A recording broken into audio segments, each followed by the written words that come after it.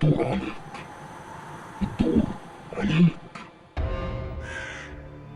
نوع من الرعب ما فيهوش أشباح ولا دم ولا حتى صراخ. في رعب كل اللي فيه مجرد تليفون وشوية حبوب وصوت واحد بس، مش صوتك.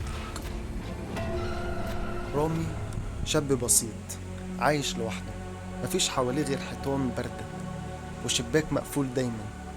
الناس بتقول عنه كئيب، بس هو مش كئيب، هو بس سمع كتير أكتر من اللي مفروض يسمعه.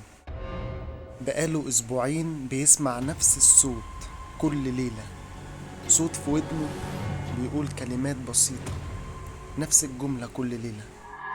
محدش بيحبك، مفيش فايدة، ارتاح. الصوت ما كانش غريب، الصوت كان صوته هو نفسه. لكن الليلة دي الأصوات بقت أوضح، كأنها قاعدين جنبه، أشخاص أو مش أشخاص، حاجات ملهاش ملامح واقفة حواليه بتهمس بتضحك بتقوله النهاردة كفاية كفاية، خد الحبوب وارتاح، كفاية. رامي فتح شريط كامل 20 حباية مضاد حيوي وابتسم ابتسامة ما كانتش ابتسامته، وابتدى ياخدهم حباية ورا حباية، والأصوات حواليه بتقعد معاه كأنهم بيحتفلوا بيه. قبل ما يفقد وعيه بالكامل اتمسك بحبل ضعيف من الأمل، رقم صاحبه الوحيد مازن. اتصل مرة، اتنين، 10، وفي آخر محاولة مازن رد. ايه يا عم، في ايه؟ انت بتتصل كأنك هتموت، حرام عليك بقى. رامي بصوت ميت وهادي قال له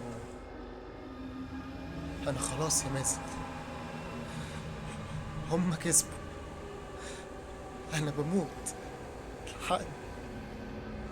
مازن اتشل من الصدمة، فضل 3 ساعات على التليفون يصرخ يعيط يحكي ويحاول يفكره بذكريات الطفولة، يحكي له نكت يهديه يهدده يترجاه يرجع. لكن رامي كان هادي جدا، ساكت وبيبتسم. مازن، انا كنت بس بوصلهم ليك، هم عايزينك انت، المكالمة دي بوابتهم ليك.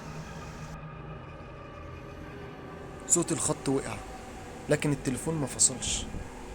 مازن لسه سامع همسات، همسات مش مفهومة، صوت بينادي عليه بالاسم وبيردد. الدور عليك، الدور عليك، الدور عليك.